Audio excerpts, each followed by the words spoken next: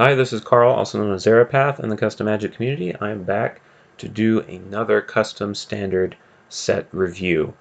This is for the set Eralou by Color Pie Tyrant. Um, just as a reminder, custom standard is a constructed format of custom-made magic sets, some of the more polished ones, just to have a fun constructed environment for brewing and playing. And it rotates every 3 months, and right now there's a rotation that's coming up, and 10 sets have been nominated. So I'm doing reviews of each of those sets. And right now we're taking a look at Eralou, which is based on Louisiana and some of the mythos and flavor of that region. One of the mechanics is harmonize, and it is a mechanic where creatures have harmonize on them, and they have harmonizing abilities. And anytime you harmonize, you select any of those harmony abilities of your choice, and it activates. This is obviously a very parasitic design, meant specifically for a harmonized deck. One of the concerns with harmonize is it's obviously parasitic and focused on internal synergy. It's not going to get tools from other sets. And so the concern is if it becomes too pushed, does that create too parasitic of an influence on the format as a whole? And I think it's hard to judge without seeing all of the harmonized cards. This is one that would go in that deck. Being able to harmonize twice, I could see that being part of the fun gameplay loop of it. Also potentially one of the most explosive ways. If you have a great harmonized trigger, being able to do it twice could be very strong. This is an aggro card.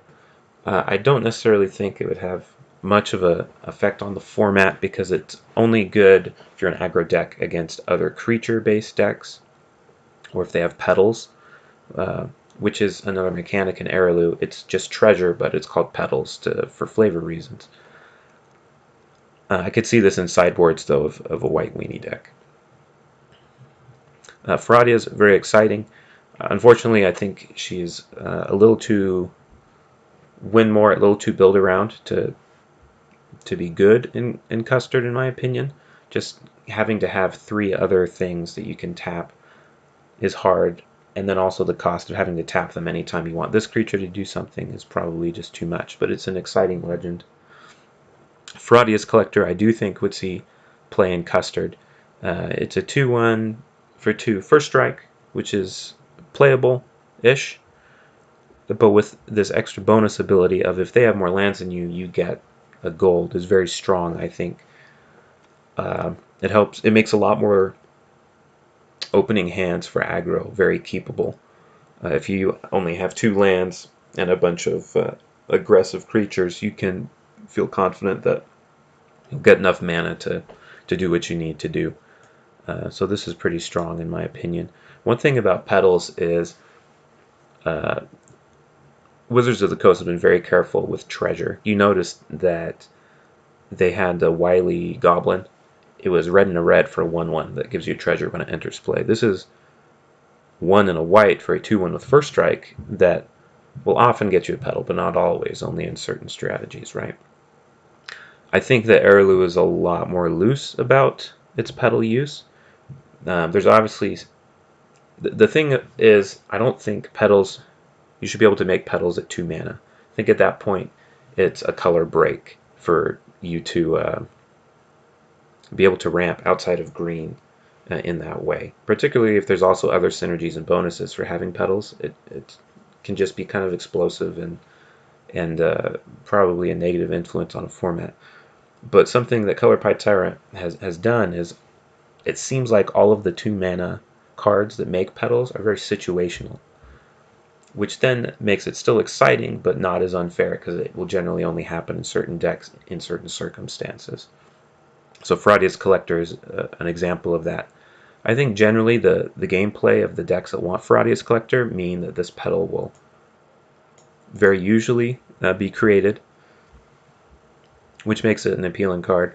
But that's something I'd be careful of if I were Color Pie Tyrant, and I would watch for is how often do these petals just make things too good, too explosive, too easy to splash, kind of nullify the color pie a little bit.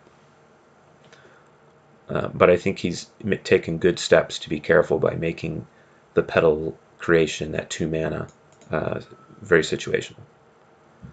This is somewhat of either a silence or a well, it's silence if you pay tithe, or a fog. I don't know what it is. Everybody wants white fogs lately, but tithe is the mechanic here. This is similar to the Faradia Angel clause, where you have to tap 3 untapped creatures and/or artifacts. So obviously you can do that with a bunch of creature tokens, or you can do it with petals that you've created. I think it's a little bit of a non-bow to have a mechanic that wants you to not sacrifice your petals. That does introduce tension.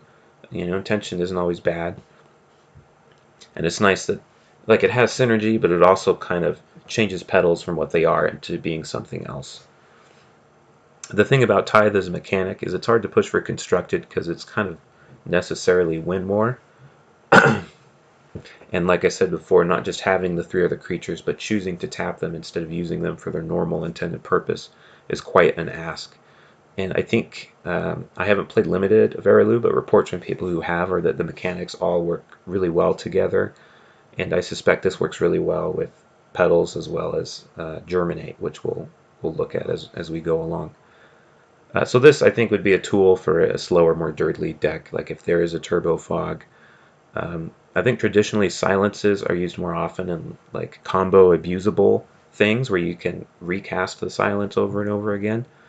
I don't know if there is that. There is a blue harmonized creature in Eralou that lets you recast cards from your graveyard whenever you harmonize, but it does exile them. So I don't think there's a harmonize, infinite Ferradius Grace them deck. But that's, I think, what you're worrying about with silence effects, is how often can these be abused. And generally they can't really be abused that much. This is a very splashy Tithe card. I don't think it's constructed, though. Okay, so here's some harmony. Most of the time, the harmonized creatures just have it as an ETB. But sometimes, there's other ways to trigger it. I don't think this one necessarily is. If there's a harmonized deck, maybe this sees play just to let all of the other ETBs create bird tokens, but I don't quite see it.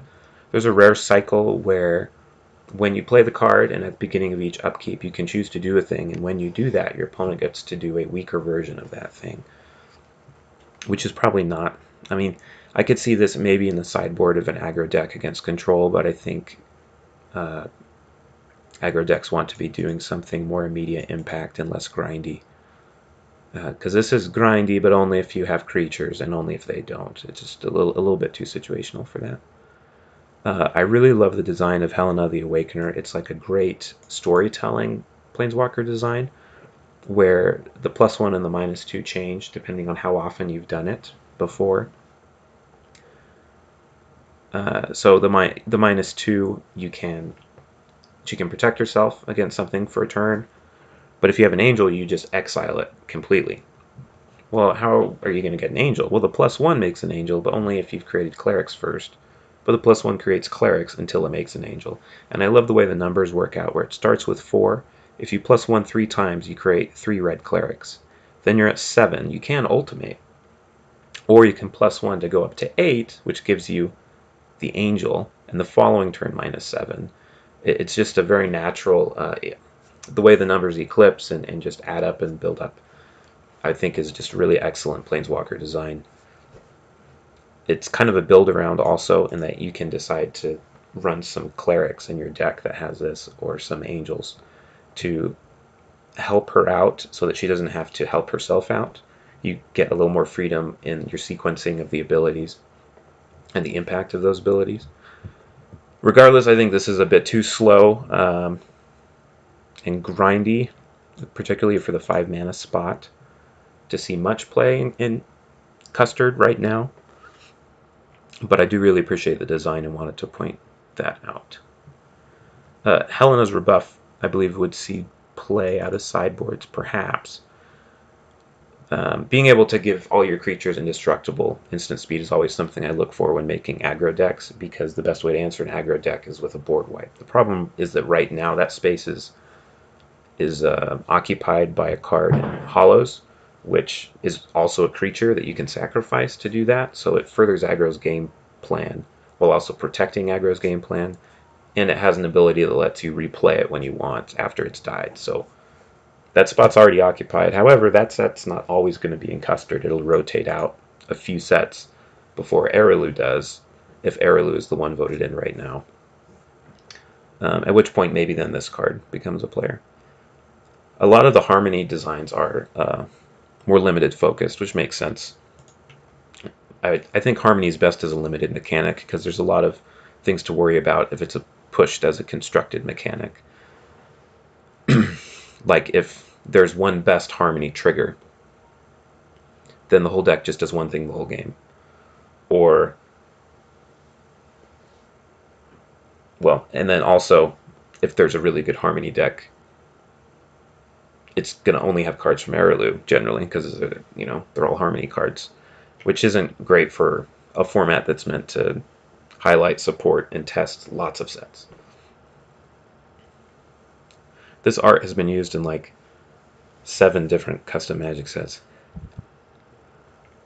I was thinking, well, what if the approach to the Harmony deck is you have a variety of triggers for different situations, and so it's kind of an ETB toolbox deck where against aggro, you know, you have your new Alori's Fiddler that maybe when she enters play later in the game, if you don't want to gain life, you pick one of your other effects, like draw a card or something else that's better. But if you're against aggro and this comes down early, then all of your things can help you stabilize until you get your engine going. So this might see play in the constructed deck, maybe in the sideboard, I'm not sure. Germinate is my favorite mechanic in Eralou.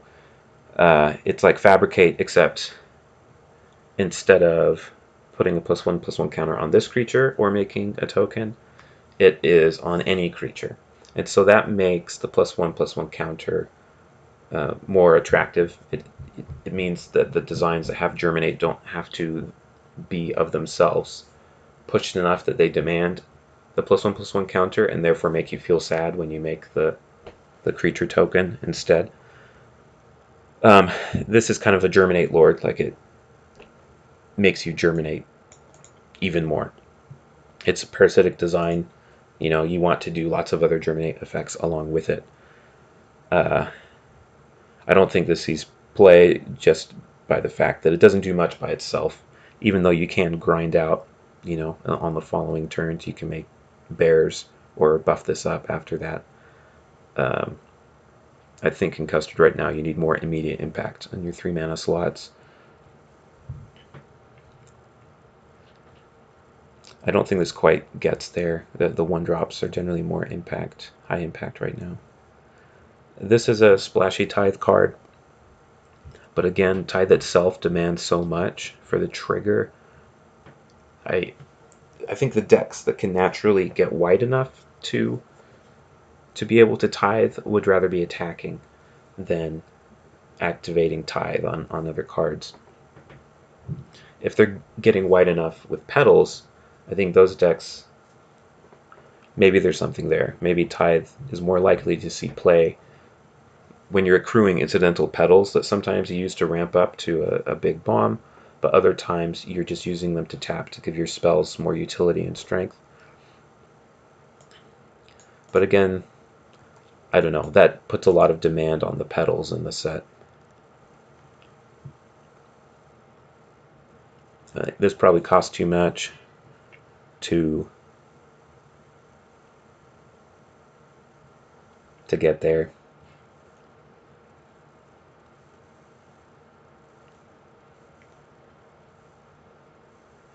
Splendid Leap is one that immediately jumped out to me, huh? Pun intended.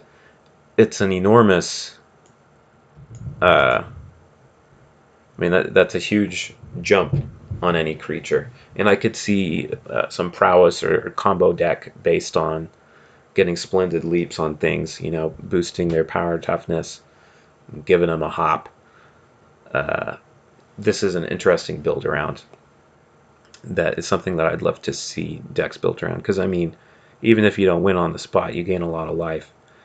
The thing is, it leaves you very vulnerable to interaction at sorcery speed, right? So you'd have to wait for their shields to be down, as it were. Which is good. It means that this isn't going to just be stupid busted, you know, something you put instant speed on your creature that they just chose not to block.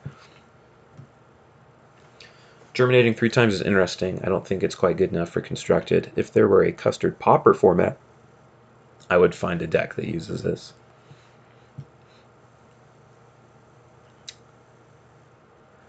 This lets you germinate whenever a creature enters the play,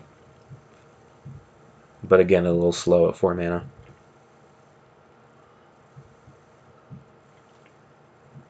Tombkeeper just slots into many decks because it's a 2/1 for 1, and it makes it so that their creatures with power 4 or greater just have a harder time stabilizing. So kind of similar to the other white aggro card that makes their creatures enter play tapped, although this one will naturally slot in the main. So I definitely see this one seeing play as the 2/1 for 1 of choice. Whoop Up Chef is interesting. It can come and play as a 2/2 or put a counter on something else. And it's Harmony. So kind of insular with these mechanic combinations on one card, but I'm sure it plays well. I highlighted this as possibly a Harmony card that goes in the Harmony deck, being able to put counters on whatever you want or make a 1/1 when you want. Out of a 2-mana Harmony creature is pretty good. We looked at a 3-mana one that makes flying birds, but this just costs 2 mana, so it comes down earlier. If it needs to block, it can make itself bigger. I could see this being one of those tools that that deck uses. Okay, blue, Ether Drain. So this is one of the other 2-mana petal creators. Of course, they have to be trying to cast something for you to be able to get this petal on turn 2. I don't want to say I'm worried or concerned about this card, but I'm curious how it plays. Like, is it a fun play pattern for your thing to be countered on turn 2, and that also ramps them up to 4? I don't know. It's kind of a nice aesthetic design. You counter it unless they pay 1 mana, and then you get the ability to pay 1 mana. It kind of becomes obsolete real quick in a lot of games, so I don't want to say it's too good, but just the fact that it can get you a petal pretty quickly, as well as denying them a play at the same time, can be very swingy and make a game just swing really far pretty early on. However, you do run the deck building cost of this not being great later. You can use it to get yourself a petal, of course, and I do like that it gives you a permanent artifact regardless of what they do, and I think that kind of ameliorates the fact that, you know, it's very situational and is not going to be great except at the beginning. Aspiring Rascals, this is a crowd favorite, just a really fun design, very whimsical. It's a 2/1 for 2, which isn't usually great by itself, but once you cast 3 spells in a turn, it becomes a 5/4 and a frog, which you can then make hop for 1 and a blue, which is really cute. I've been thinking of decks to brew around this with a card in Janata, which is a phoenix that returns from your graveyard to play when you cast 3 spells in a turn, much like Arclight Phoenix from Ravnica, except it doesn't have haste. It just has like super prowess. So I could see this going into kind of a fun Rainbow Connection deck where you cast 3 spells in one turn, and then this becomes big. You get your Phoenix back into play, and you know everything comes together. So this is one of my favorite designs of this set. I don't know. It's hard to say that it could be too strong, but I mean it's a 2-mana 2/1 that can turn into a 5/4. I mean that's pretty good. You do have to build around it, and this set does have tools to build around it. So maybe it then becomes more of a question of, does this make a certain deck too good? And I doubt it. I mean, it's very vulnerable to removal. If you're going to spend your whole turn like playing cantrips just to make this big, and then it gets Doombladed somehow, I mean, that's obviously not going to be too strong. So here's the Acoustomancer that lets you recast instant sorcery spells from your graveyard until the end of your next turn. So it's very powerful because you play it on turn 5, and you don't have to play the spell immediately. You just have it available to you on the next turn. So what if you have a board wipe or something? You can play this and have your board wipe available to you on your next turn. Or you could have the silence that I was talking about earlier. If you have 7 mana up, right? And now we're kind of thinking of best case scenarios, obviously. You play this, and then you can play it at the beginning of their upkeep. And then the next time you harmonize, you can do it again, although the spell does get exiled. But this is a combo piece. This is a part of the Harmony combo deck. If you're recasting spells from your graveyard, then Harmony isn't just about what combos can I find between my harmonized creatures, but spells in my graveyard as well. I think that's one way the Harmony deck can reach out to other sets and other cards that don't necessarily like Windmill Slam into the Harmony deck because it says Harmony or Harmonize on it. It is one thing that makes me a little concerned, but the deck hasn't been built yet. This costs 5 mana. I don't know if it becomes too strong in that way. 3 mana, 2/1 Flying Drake that makes a petal. We've seen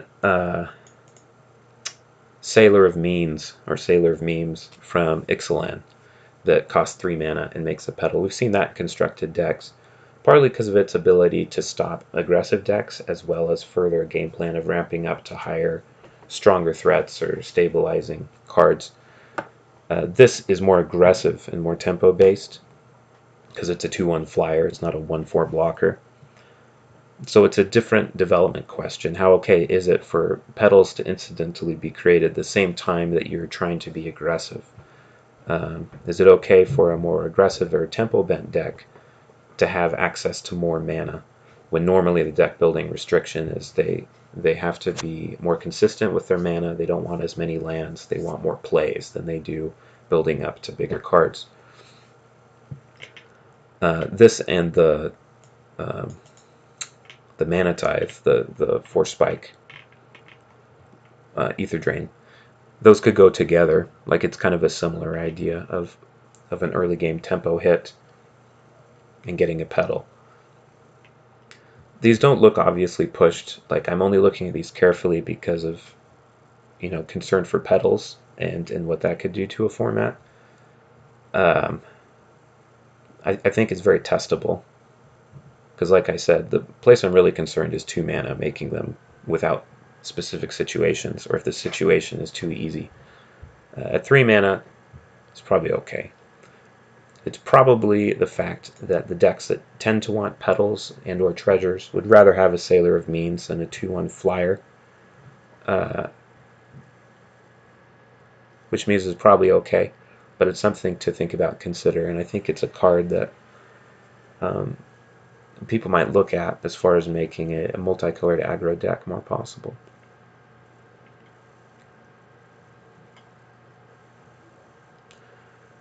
This has potential to be an unfun Harmony card, except it's 5 mana, so the potential isn't really there, and they have to have creatures for it to make sense. There's a counterspell that lets you potentially bounce one of your things if you want. It would go well in Vestoom if you're wasting your stuff. Milling Harmony gives the harmonized deck a win condition, I suppose. Divination, always good to have, I suppose, although it's not great if we have to use it. Enthralling Actor, I think, would be a centerpiece of a Harmony deck. I think just a straight 2/2 for 3 draw card on ETB. I mean, Wizards hasn't done that, I'm almost certain. So this is clearly pushed for a Harmony deck to be made. Or, conversely, to just be played in various decks and to just kind of have the Harmony mechanic show up in other decks that aren't necessarily Harmony decks, which would be a good thing to try and encourage, just because Harmony is so naturally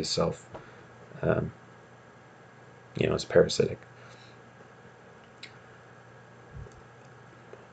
Yeah.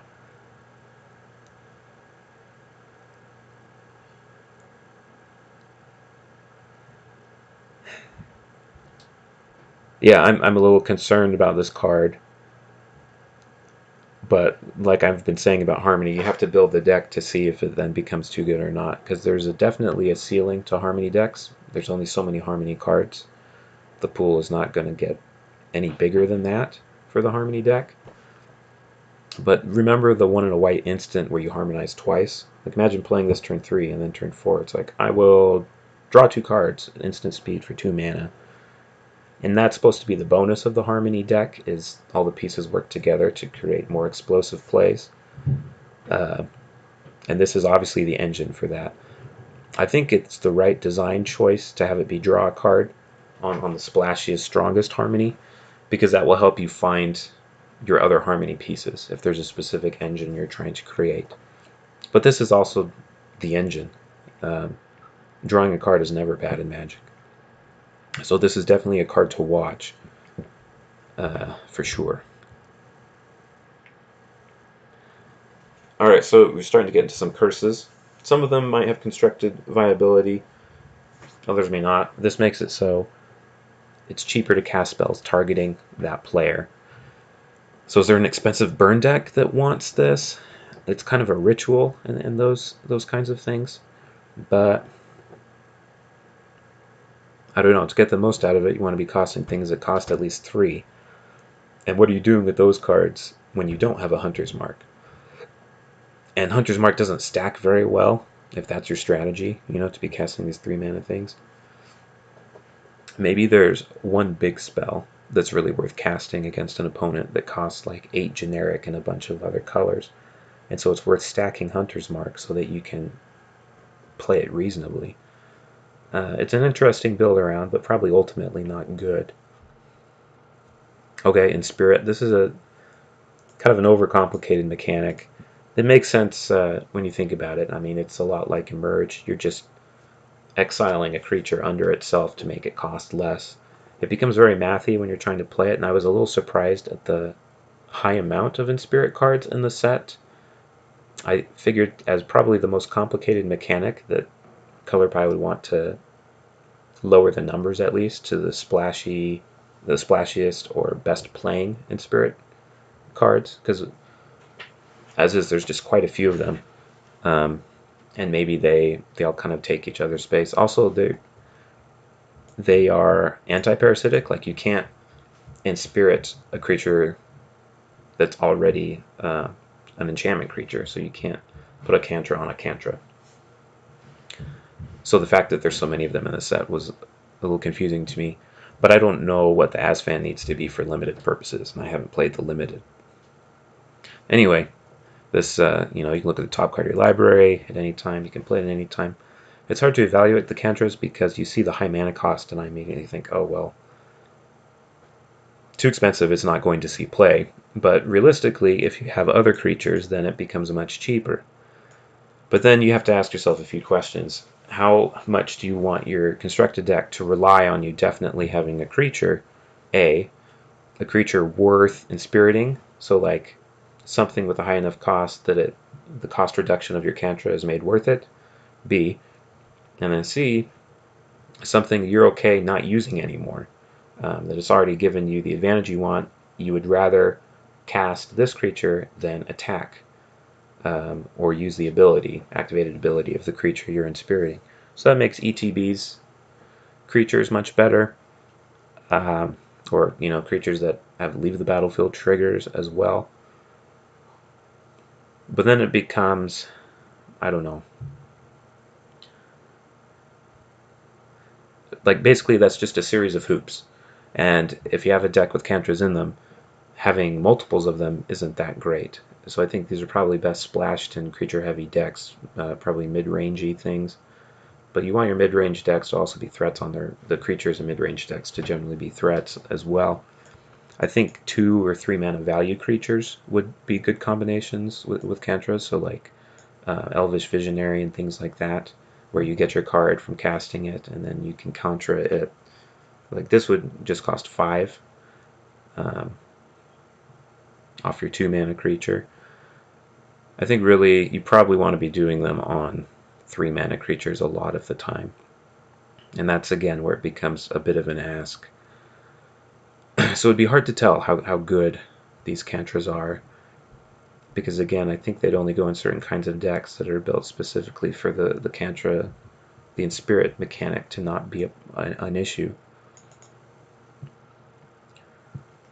Lazer's Conjuring, this is a blink X number of creatures. X plus 1. You can cast it just for blue and a blue to exile. When I say exile, I mean bounce. I'm sorry. So flicker, not bounce. I wonder if this is in some kind of combo deck, but it just feels a little janky and EDH-y for it to be a really compelling constructed card in Custard, in my opinion. But it's a fun design. There's another 3 mana. So this is a little more like Sailor of Means in that it's a good blocker for 3 mana. You get a petal for playing it, but it also has the ability you can pay 4 to draw a card. So this is definitely the more control-focused bent of petals as opposed to the more tempo bent that I was discussing earlier. I could see this seeing play in a slower, grindier blue deck. This is a blue board wipe that turns everything into crocodiles. A little situational. Negate, already in the format. Opt, this would go in the Frog Rainbow Connection deck with that Phoenix. It's nice to have another 1 mana cantrip. This lets you play things from outside the game, but it costs 9 mana.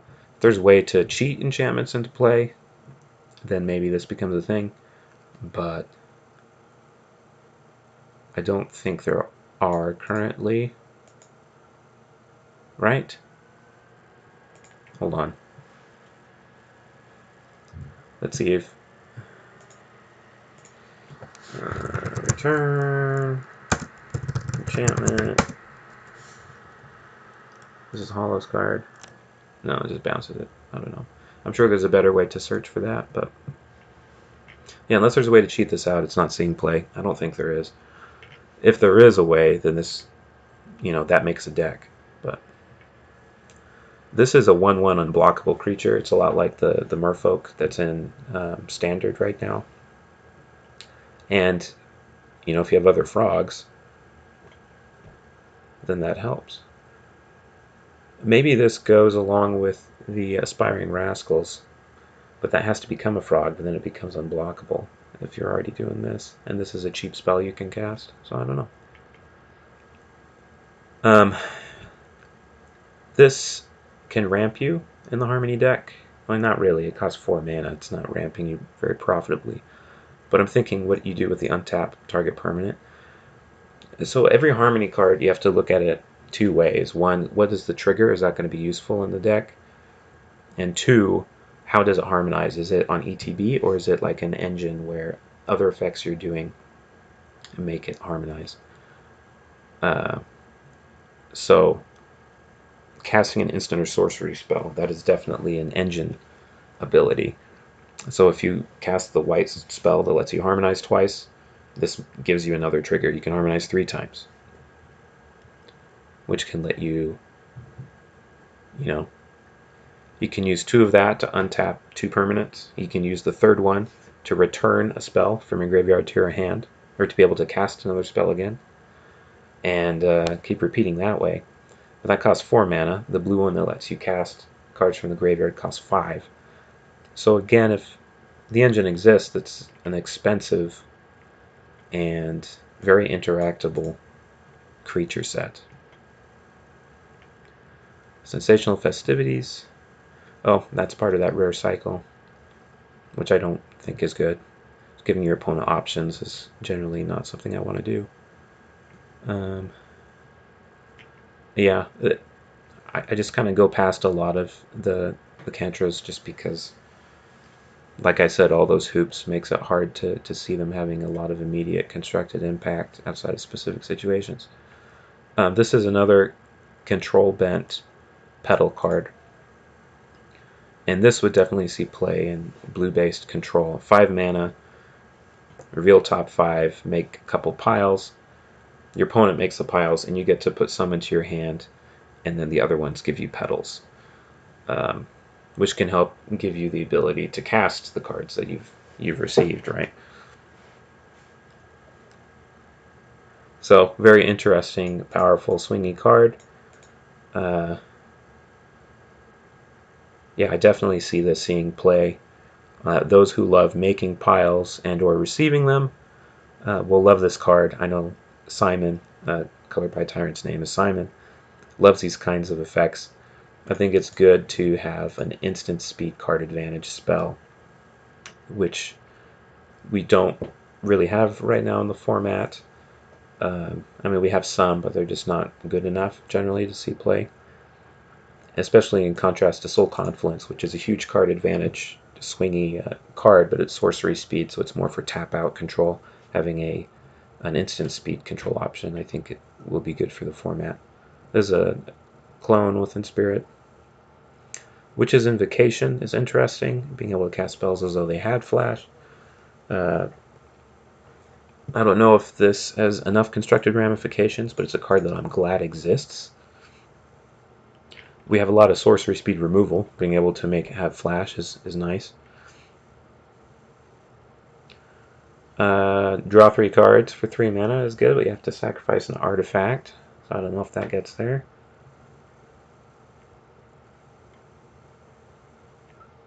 This is kind of a cantrip against aggressive decks. That helps keep you alive. Not enough of a cantrip that you can do. I mean, you can't really do it on your turn unless you're against aggro and they've already been tapped, but then you're not getting the benefit of the -2/-0. And I say that because I'm thinking of 1-mana cantrips for the frog deck, the Aspiring Rascals. Banish, exiling a creature planeswalker for 4 mana. That's an effect we already definitely have in Custard. Sorcery speed is a major knock, but the ability to then remove it from their hand, library, graveyard, all the other copies with the same name, that is strong. I could see this in a sideboard against decks that have very obnoxious. I mean, if you really hate Garruk and you just want to get rid of all the Garruks, this can help you do that. Although often Garruk decks have bigger threats that they use the Garruk to help ramp into. I could see this potentially seeing play for making 2 bodies, a 3/2 and a 2/1 for 4 mana. Maybe in decks that go a little wide. Sorry, one of my kids is obviously upset right now. I don't think there's a curse deck, but I appreciate that this helps people who want to make one. This is Undying Will, I think it's called. When a creature dies, you can return to the battlefield and then germinate. You can put a counter on it or make a token. So that's kind of fun. Boghex Witch is very, very swingy. Like, it does nothing unless you have curses. And then if you have curses, then it can win you the game.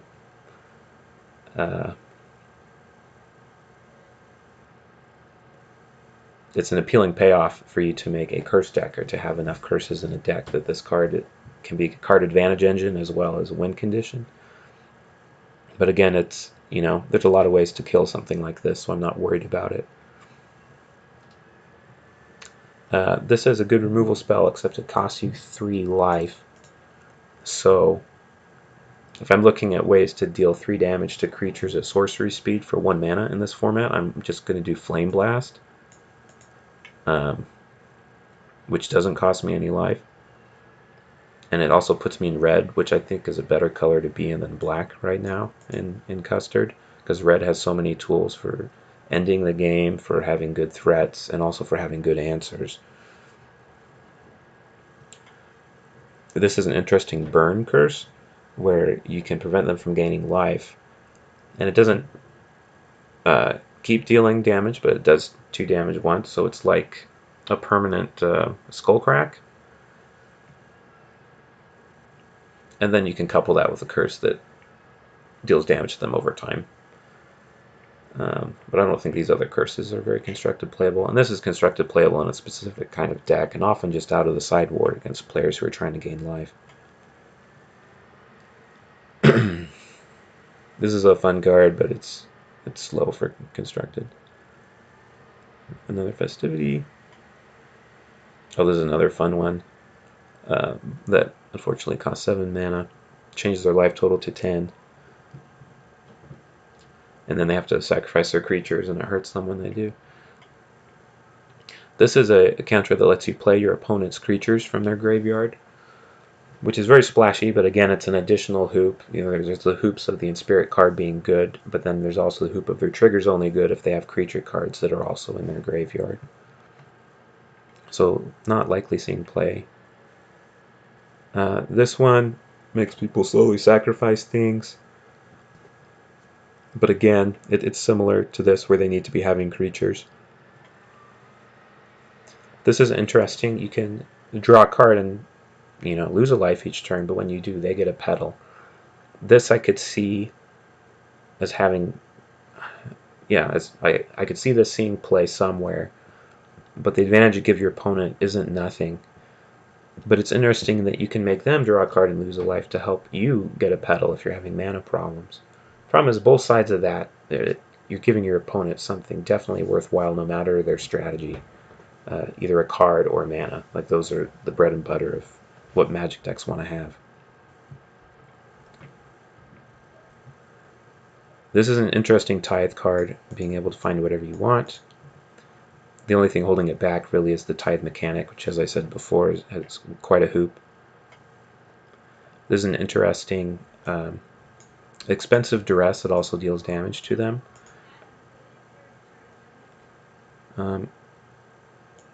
Hold on a moment.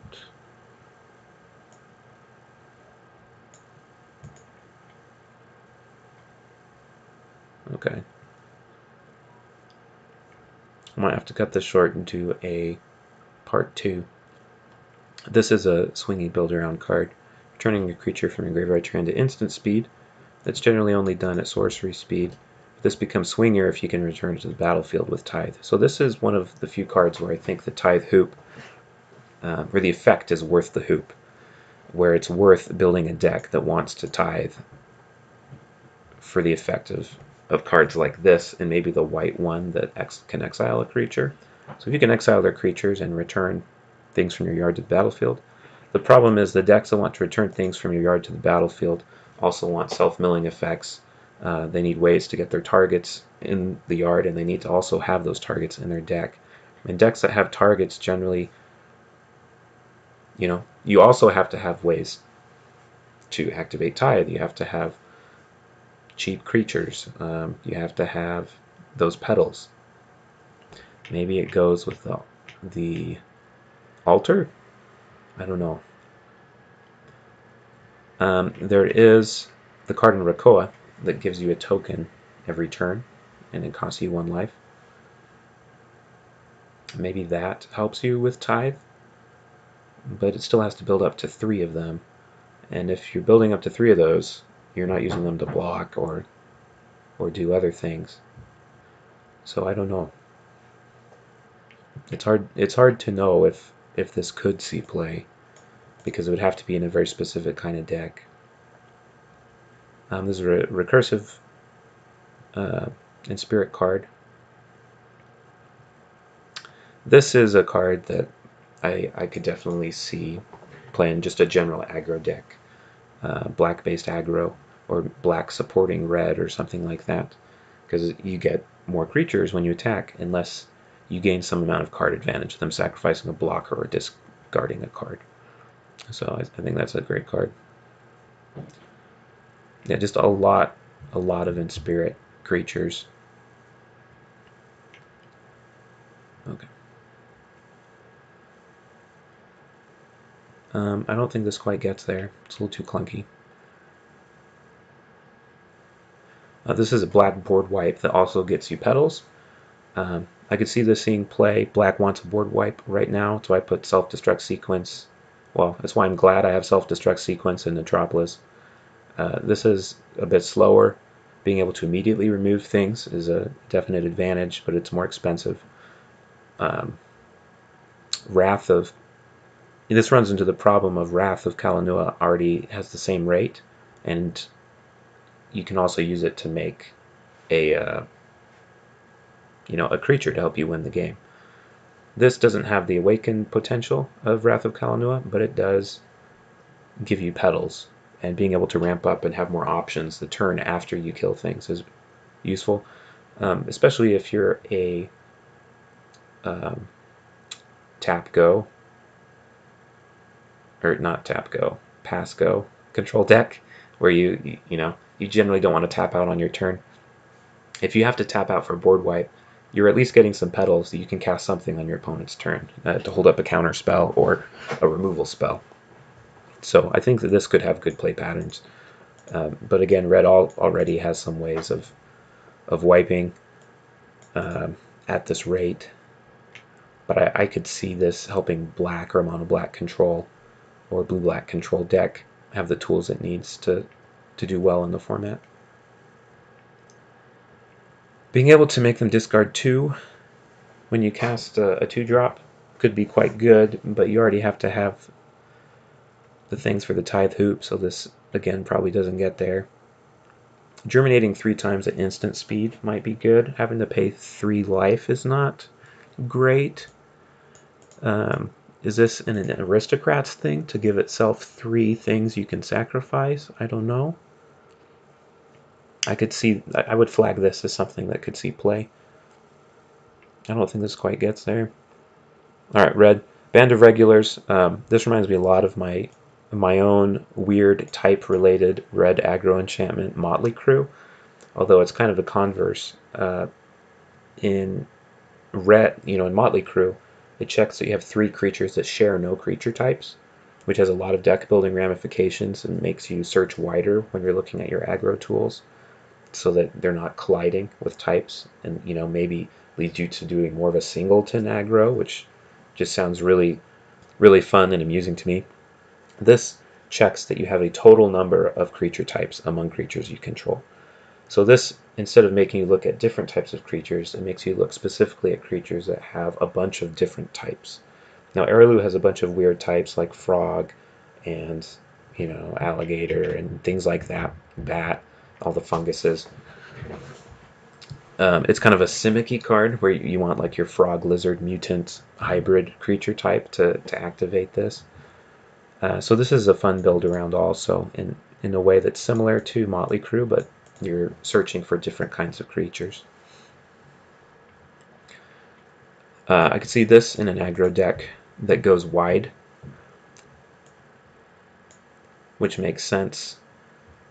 I was going to say this makes sense along with Germinate. I don't think red has Germinate in this set, but I think of the tools in Custard right now. You have Rotting Hellhound that already wants you to go wide. You have Solaire that wants you to go wide. There's a lot of token making tools. You have effects like Battle Cry and CC18 that give +1/+0 to all of your creatures that are attacking.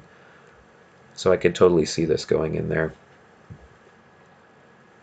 Bogborn Charger is a fun build around giving your creatures haste and making them return to your hand.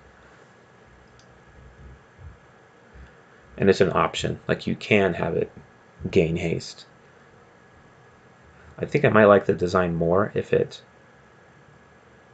made it so it wasn't a choice, because as is, there's no cost, and you basically can just give haste to anything you want on your bear already. So it just slots into the main deck of aggro decks. Of course, the finishers right now generally have haste already. There's Avatar of the Volcano, and there's Screecher, which is a 4/3 flying haste for 4. Maybe this helps diversify what you want as your finishers. Like maybe you go into green for like big stompy stuff that you can have gain haste when it comes into play. And so now your finishers don't have to already have haste. You can give it to them with your charger. Or if you're worried about their white enchantment-based exiling removal, you can have it come back to your hand. I dislike the idea that red gets better ways of dodging removal than they already had, which is why I kind of wish that this wasn't a choice, because red is already so good, and giving them just incidental options to dodge ways to deal with it, like sweepers, I don't know that I'm a fan of it.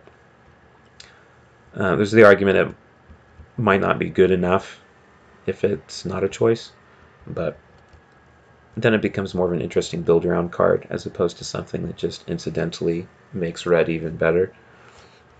Because it still is a build around card, but it's mostly going to see play as just a default card in an aggro deck, in my opinion.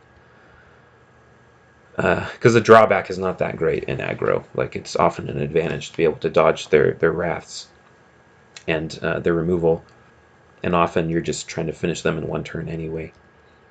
Bogborn Exorcist is a more interesting pushed red card to me. It doesn't give you card advantage per se, but it lets you cast instants and sorceries from their graveyard.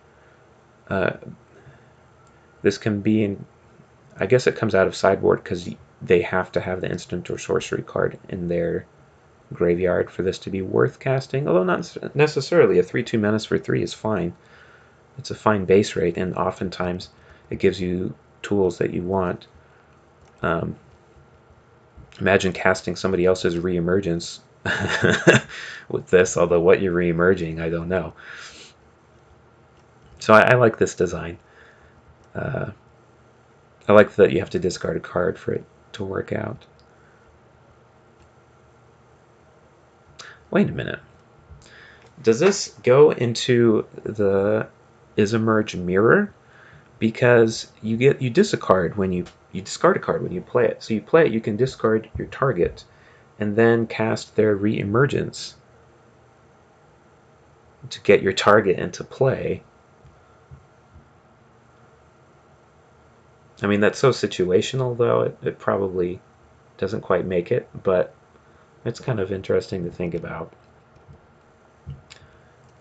There are a lot of bog prefixes in these red cards. A lot of Bogborn, Bogstalker, Bog this, Bog that. This harmonizes to make petals. There was the harmonize to germinate.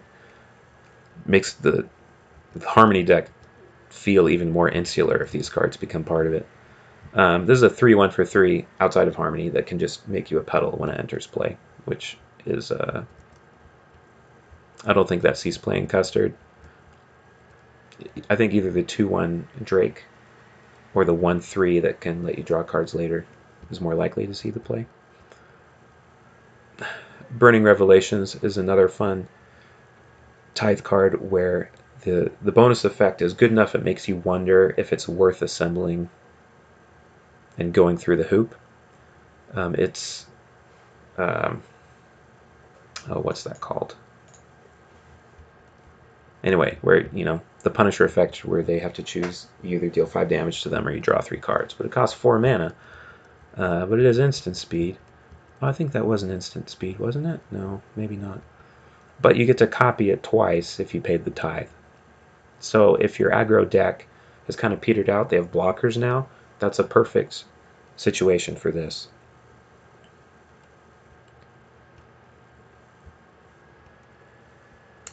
It's a weird card.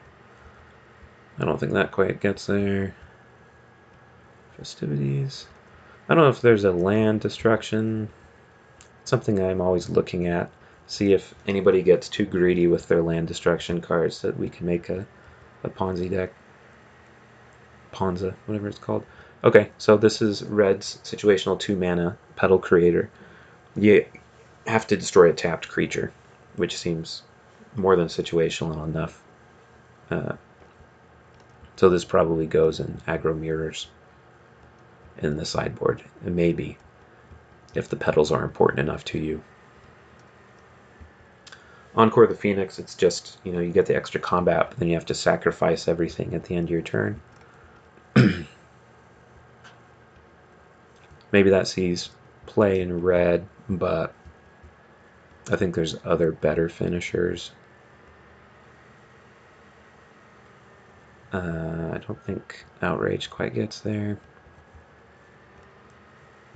Gift of the Phoenix. I'm a little worried about this card, but at the same time excited. It's Tormenting Voice for 1 mana, except you pay 2 life.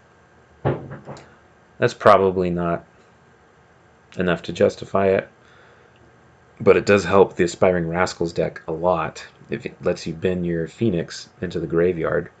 while also starting to get the fuel you need to cast lots of cheap spells to get it into play.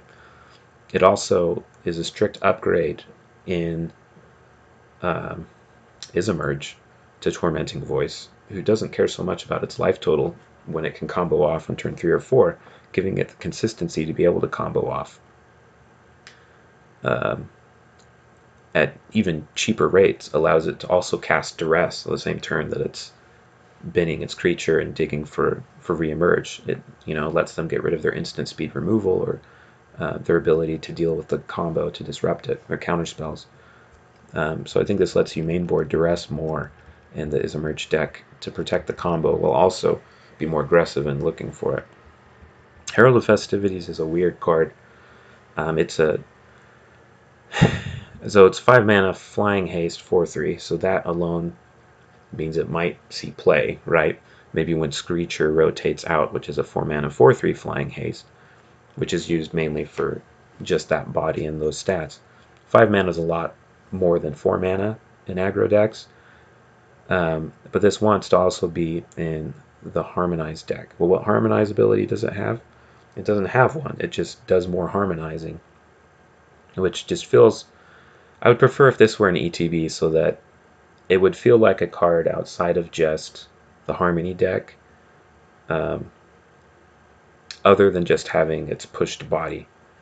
I dislike cards being pushed into other formats or decks just by virtue of its body, and then having other effects that make you want to build around it itself, because then the deck that wants to build around it gets the benefit of both the great body and the ability, instead of the design feeling focused around the exciting ability. Harmonizing 3 times.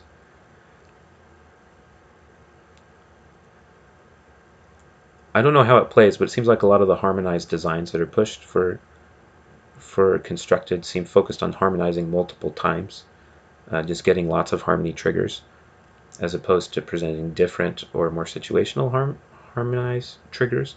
Maybe that's unfair because I'm just thinking of the white instant that harmonizes twice or finds you a card with harmony, and then this thing is the harmonized mythic, and I know that a lot of the other harmony cards that we'll see coming up just do more harmonizing in different ways. And when you would harmonize, you can return this to your hand. So if this were to get removed, you then have the ability to get it back. But it's a weird play pattern because when you attack with 3 creatures, you can harmonize 3 or more creatures. You harmonize 3 times. But does a harmonized deck want to be attacking with 3 or more creatures? I don't know. Which, maybe that's okay because it introduces the harmonized mechanic into a deck that wouldn't normally have it. So you have the harmony designs reaching outside of the deck that it naturally wants to create that's more insular.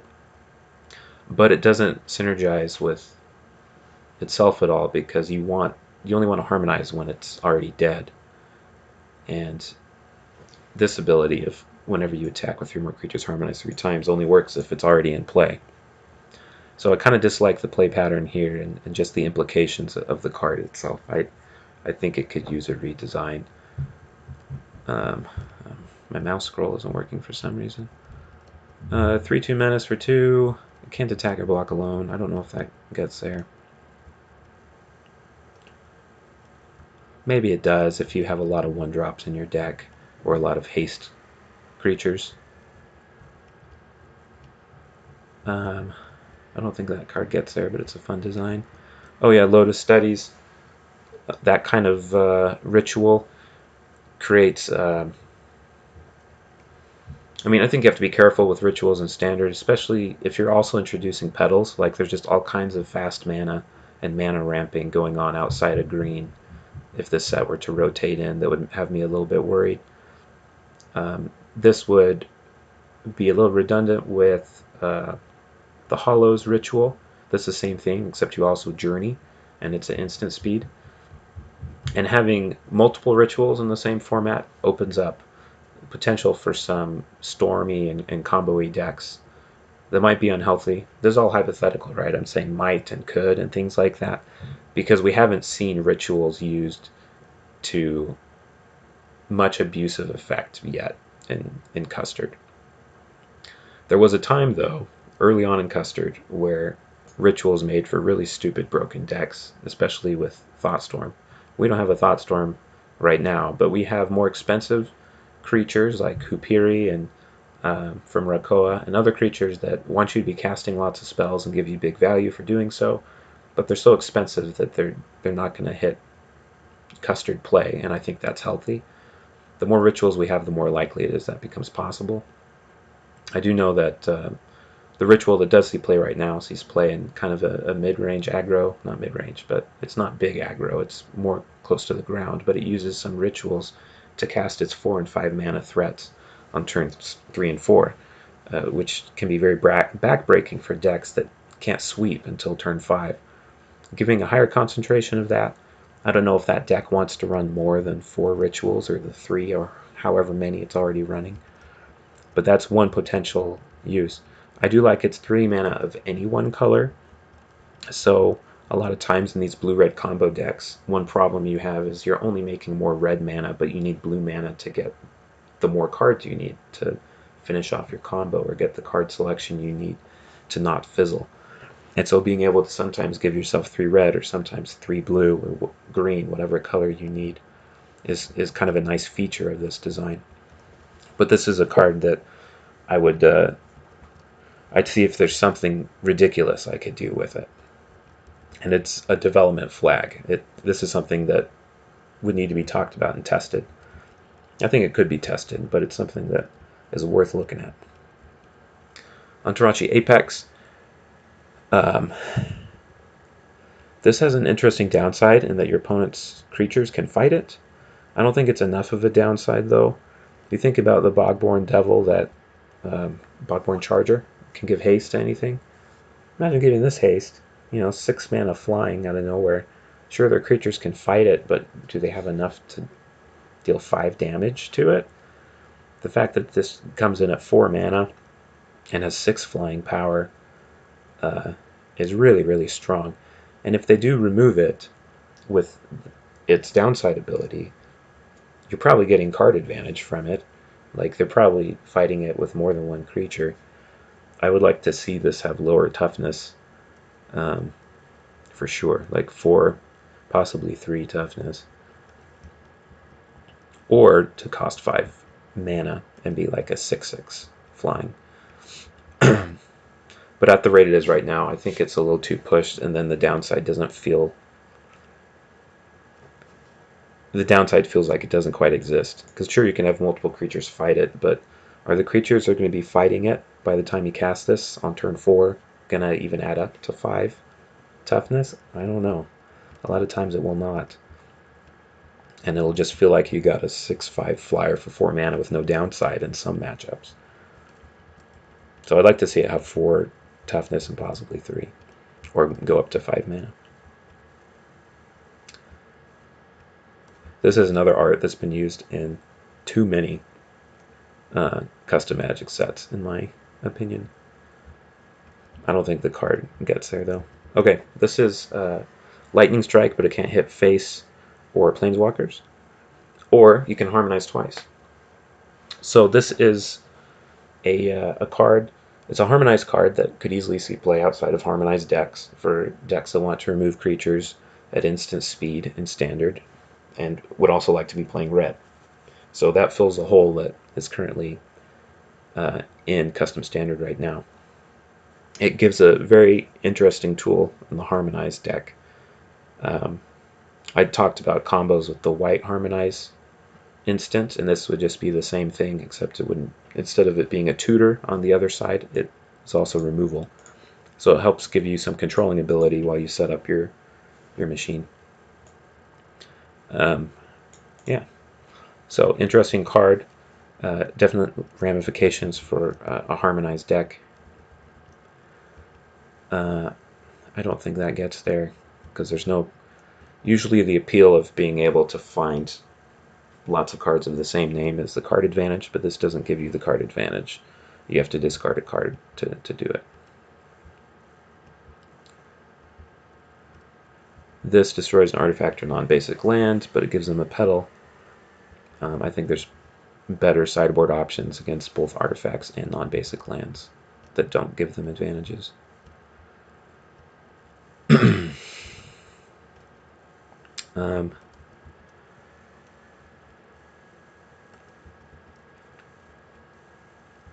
know, this is a rare harmonized card. It gives +1/+0 and gives them double strike. One thing about Harmony is that the harmonized deck is naturally just going to be a concentration of the best Harmony triggers.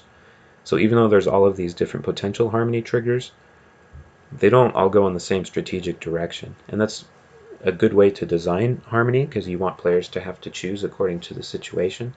But I think when you're trying to make a tight focus constructed deck, you're probably just going to go with things that are like draw a card, or casting spells from your graveyard, things like that, that are more likely to always be important and relevant. But I don't know. Vivid March can give you lots of petals, but you have to be hitting them.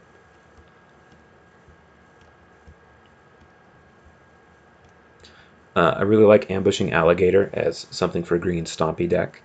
It has protection on their turn.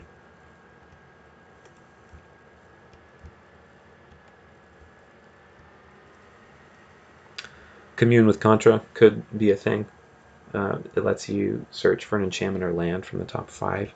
If you have anything that cares about enchantments in your deck, then that will see play for sure. This is another Elvish Visionary design, except it's a Frog Scout, which is fun. This lets you ramp from your hand whenever they play a land.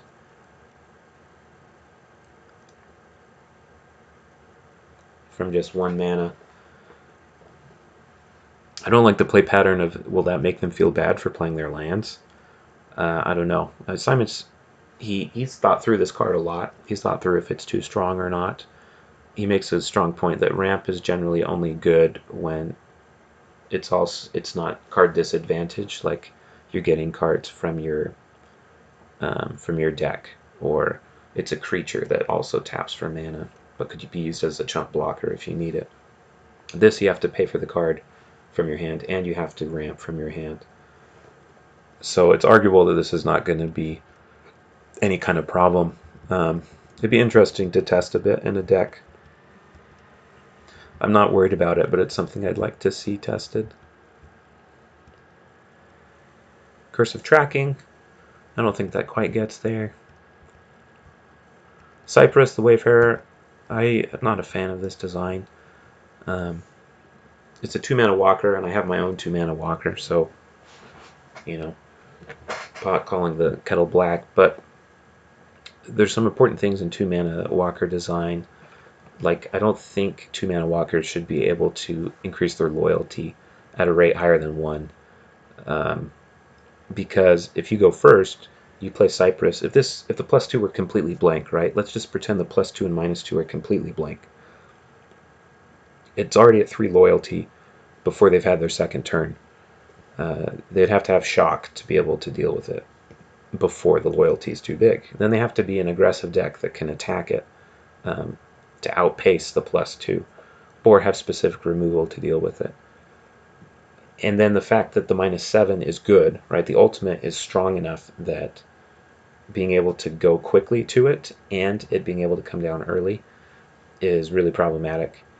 This obviously goes in a specific kind of deck that wants lots of creatures of different color, which does fit a specific legend in Rakoa that wants an aggressive deck with creatures of different colors. But there's just so little opportunity cost with this. Okay, let me take that back. Late game, this doesn't help you very much, right? It does fix your mana a little bit, but you have to pay 2 for it to fix your mana on that turn. And then the following turn, you can make your creatures bigger. The real issue is, when you think about 2-mana walkers, you have to think about and plan on them coming down on turn 2 and what that does to a game. And I dislike how it's going to feel seeing that across the table and feeling like you can do nothing about it. I think there's a reason most planeswalkers start later, and that's because they can be interacted with more interestingly. Their abilities can be more interesting.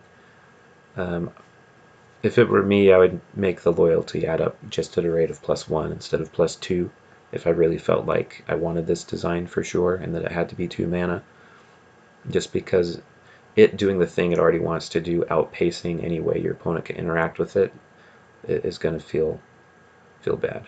And I say any way they can interact with it. There's other ways to deal with planeswalkers, obviously, than just attacking them. But planeswalkers being able to be attacked is more relevant when they come down at turns that make attacking them relevant, right? If you have to play them into a board and protect them. You don't really have to protect Cypress because they're unlikely to have been able to attack it anyway when you play it on turn 2. So that's another design I'd like to see fixed. Fungal Whomper I really love. It's like a Thragtusk where you play it, you gain life, and when it leaves, you can germinate 4 times. And I love germinating in big numbers. I like that more than harmonizing in big numbers because each harmonize is like a big mental decision. Harmonizing multiple times makes that exponential. Germinating 4 times also makes it an exponential thing, but it's a very simple. The options are still 2 each time. Like it's either a counter or saproling, and you can combine those in different ways. But you can make a 4/4. You can make 4 1/1s, 2 2/2s, a 3/3, and a 1/1. You can put counters on something else. Just a really fun and appealing design. I think I could see this in a mid-range deck that can help you stabilize a bit and also has some staying power.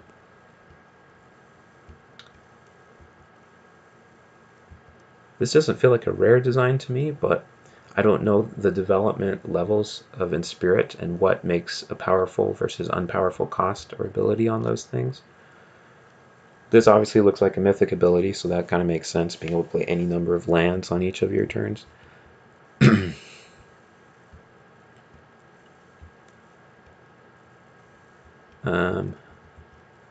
This helps you ramp up to Contra. 3 mana Petals. Okay, this is the green situational one, giving something hexproof and creating a petal at instant speed. There has to be a creature in play. Ideally, there's a way that there's a reason to give it hexproof and get an advantage from that.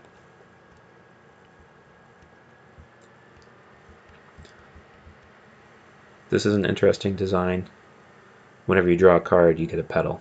I mean, that's obviously very strong. And you can sacrifice the petals to put counters on the Dryad. Yeah, this is a fun, powerful design. It's interesting, there's petals in the set. But the way that petals are pushed tends to be not using them for their purpose of giving you mana of other colors, but tapping them for tithe or sacrificing them to put counters on things. I don't know that I like that generally, but I appreciate the decision to not use it to push multicolor. Like I'm okay with this not being a multicolor set, even though it has so many petals. But I wonder if that's the best way. I don't know. This design is fine. Would definitely see play. I think it would help green be a little more, have some more mid-range tools. Antarachi Emissary. This is a fun design. When it dies, you can ramp for a 2/1. Oh, when it leaves the battlefield. Okay, so this would be one of those value creatures I was talking about that you want to use your Inspirit creatures to cast on it. And I think that combos with a ramp Contra. I don't know if I skipped it, but it's a 4 mana 2/4 that you can tap to add 2 green, which is an okay rate in limited, but even better in constructed when you can, bounce an Emissary, get a land, and have the thing only cost 2 mana instead of 4. This can't be countered. It's hexproof and haste. This is probably out of the board against controlling decks. I don't think he's playing boggles. I mean, it is a boggle, but it's not a cheap boggle, and I think that's part of the definition of a good boggle is that it comes down turn 1 or turn 2. That's ostensibly something you could aura up into a Voltron, but this is a fun deck, or a fun card. You know, it's doubling season, except not on planeswalkers, and it's already on a creature, so it's on a body. Maybe in a specific kind of deck, maybe in the Blight Hatching deck. This gives redundancy with Druid of the Pack to create lots and lots of spiders. Oh gosh, yeah, and with the Sandstorm Sovereign, I think is what it's called, that whenever a creature dies, you put +1/+1 counters on all your other creatures. That would double that as well. I mean, Sandstorm Sovereign, or this into Sandstorm Sovereign is crazy, because it would enter play, make 4 +1/+1s, and then if you have Blight Hatching out, those all get sacrificed into 8 1/2 spiders, which then get 8 +1/+1 tokens on them, or 16 tokens on them. I mean, that's just kind of crazy. Yikes. Wow. Well, there's some problems with Sandstorm Sovereign and Blight Hatching. I don't know if it's a problem with this card. Like, I don't know if this card is the problem that makes that interaction crazy. But it is a thing. Wow. Yeah, this is the counter I was talking about. I could see that comboing with the Antarachi Emissary for some green ramp. Oh, and this is a pushed green Stompy card. There's 2 pushed green 2-drops. Well, there's the 3/2 Trample that, you know, also has removal protection on their turn. And then this thing, well, you have to exile 2 cards from a single graveyard to germinate. I like this design a lot. I like Germinate. That's my favorite mechanic. And I also like using Graveyard as a resource. So this hits a lot of boxes for me. So I like that design.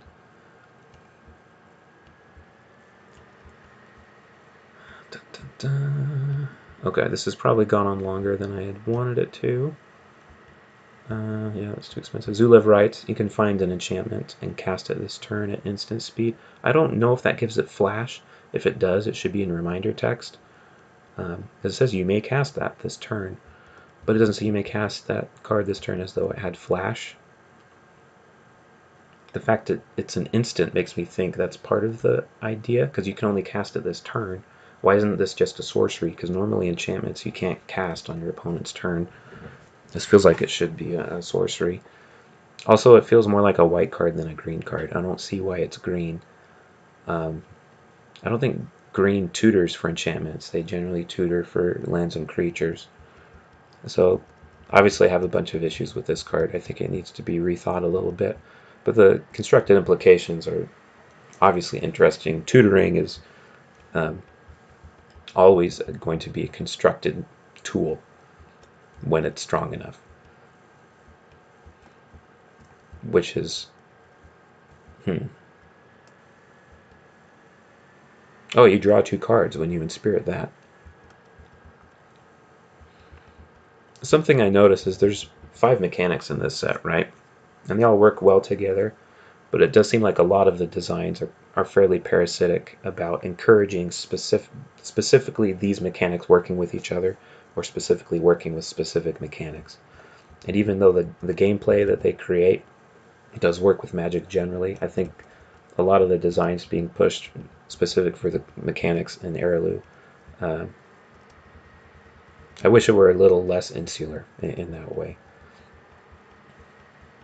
I know Metropolis has that issue a bit with the artifact affinity cards, and I have several upload synergy cards, but it's something that I've been aware of and been focusing on a lot, and I think Eralou could use looking at some of those designs and trying to examine if there's too much insular synergy and parasitism, and making some of those cards a little more generic. So here's a Harmony Mythic, another one that adds more Harmony triggers. is what it does. There's 3 Harmony Mythics, and 2 of them just create more Harmony triggers and don't necessarily have unique Harmony triggers of their own. I guess the red one does have the Harmony trigger of returning it to your hand. This is a really interesting Planeswalker. I really like this design.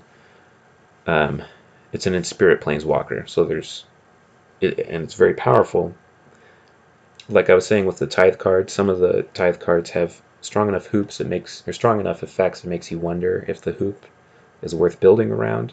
That's how I feel about this Planeswalker. It's a strong enough Planeswalker, it makes you want to build a deck that it's worth having a card this expensive with Inspirit, and you feel confident that you can get value out of casting it.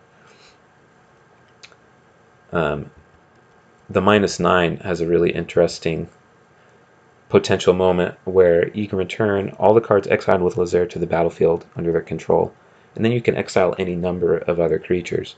I love the idea of exiling other creatures, then rebuilding back up and -9ing again and getting those creatures as well under your control. Although realistically, once you've hit the -9 once, you should win.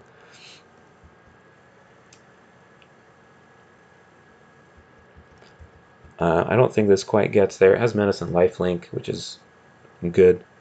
Good combo. Again, I don't know if you're tapping 3 creatures to play this.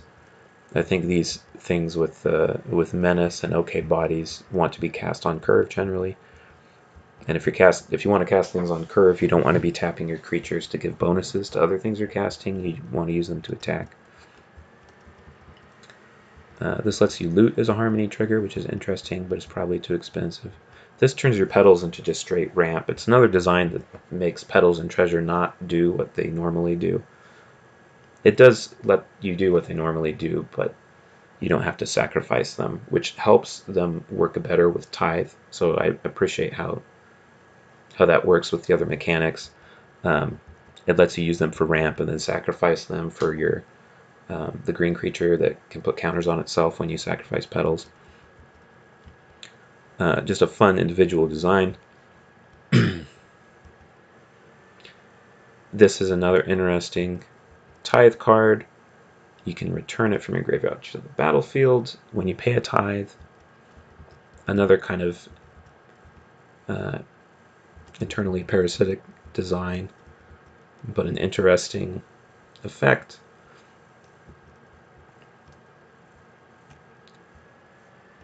Grindle Snap, really fun legend. You can sacrifice other creatures for this to get big enough trample. If it was a crocodile you sacrificed, when it's dealt combat damage, you make crocodiles. So it's like you can do Crocodile Tribal with this and sacrifice crocodiles for it to be good. Trawler is 2 mana. It will either give you a land card in your hand or make a petal. So 2 mana situational, but would definitely see play in blue-green decks, I think. It either gives you card advantage or ramp. My voice is going, so let's finish this up. We're almost done with multicolored. We put Bruiser. I'm not sure this card works. I don't know if you make it bigger and then you can make things get -X till end of turn. I don't know if it needs to say, then you may have blah, blah, blah. Like if you decide to germinate to make something else bigger so that you have a better removal, a bigger X in your -X. I don't know if the templating is correct for that or not, but I do like the design. It might have to say, then you may blah, blah, blah, but I'm not sure. Harmonizing Saxophone, that's quaint and fun. You can just tap this to hit harmonizing triggers. For some reason, just because it costs 4 mana, I'm not so convinced that it's... I mean, it probably sees play in the harmonized deck, I don't know. Gilded Lotus, that is fun. Is a good thing to have around. I don't know what the implications are for Custard. There's already really good ramp. But this does work well with Journey and Rakoa, and the petals do as well, right? Being able to hit Journey. I haven't been impressed with the Journey payoffs in Rakoa. That might be changing. Azu likes to tinker with things until they feel right, and so it's possible that we'll see better journey payoffs in constructed, and that would make these petals and gilded lotus and designs like that potentially better. Ornate incense, I have a card very much like this in Metropolis, except you tap it and sacrifice it to upload a card, which you can then pay 2 to put in your hand. So, I mean, this would work well with artifact synergies in Metropolis or in Doharum or in Vestum, but we're not all rotating in at the same time, but something to highlight. Prophetic Prism, similarly. An artifact that enters play, you can draw a card and it fixes mana. This was the third harmonizing mythic. It's a vehicle. You can harmonize just by crewing it, so it gives you another good way to harmonize each turn.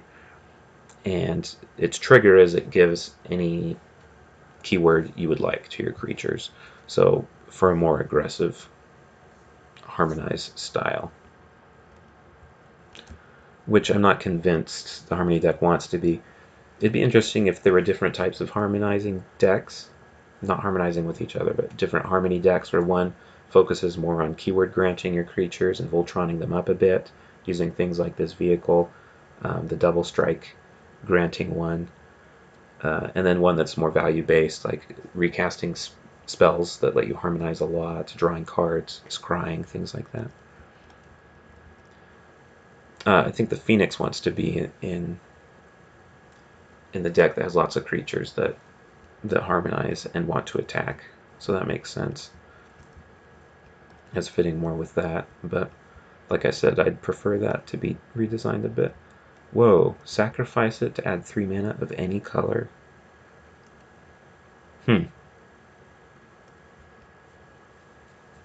That's significant. I don't know if it sees play or not, but ramping for 3 at once is pretty big. This is an enchantment build around, but it's not an enchantment itself. I wonder if that's intentional. I mean, for enchantment creatures. The thing about Inspirit is I don't think those want to all go in the same deck, because you can't Inspirit other Inspirited creatures, and you can only have so many non-Inspirit creatures. Like, I can just imagine lots of Inspirit cards dead in your hand if you're trying to make a Contra deck, right? Although I guess if your Contra gets removed, the original base comes back, and then you can do it again. I don't know. But this has interesting enchantment implications. Oh. So Art Studio is a 4th in the Harmony deck. And it lets you go into many colors, which is important for a Harmony deck when you want to have all of the options and all the tools together. Alright, this is the land cycle. It's 10 lands. They're all just typed, and they always enter tapped unless you pay 1, which is situational enough that I think that they're not too strong. But if you need fixing on a specific turn, and you finally get the mana you need, and you have enough mana, you can have it enter untapped. So that probably seems fine. Typed lands work well with Rakoa, which cares about land types. It works well with CC18, which has the ally buddy lands, the check lands, whatever they're called, and the Janata lands, which care about land types as well. So those would probably be fine. It's why I have the fetches in Metropolis that seek specific land types, because I thought they would work well with the typed lands in Rakoa. Royal Domain helps you get lots of different colors of mana, and it can make petals. It might be a little slow and grindy to see play, but it's a card that I wonder if it would hit a set, or hit a deck and be useful. Anyway, that is Eralou. Very refined, wonderful flavor, very interesting mechanics. I mean, I talked a lot about Harmony just because I'm still curious, like, is it a good or bad thing that it's so parasitic? Is it too pushed or not? I don't know, but really interesting, great set. A lot of individual designs are a lot of fun. I talked about specific cards that I think could use a redesign. Maybe fewer cards that, are focused inward on its own mechanics, but I mean, all Magic sets do that, so that makes sense. But maybe a little bit less. Also, careful with the petals. Those would be my concerns, but otherwise, wonderful set that Color Pie has been working on. Really fun and limited from what I hear. And hopefully this review has been helpful for those of you who will be voting on which set to come into Custard to rotate in the following week. So thanks for listening. Sorry this was so long, but yeah, talk to you next time.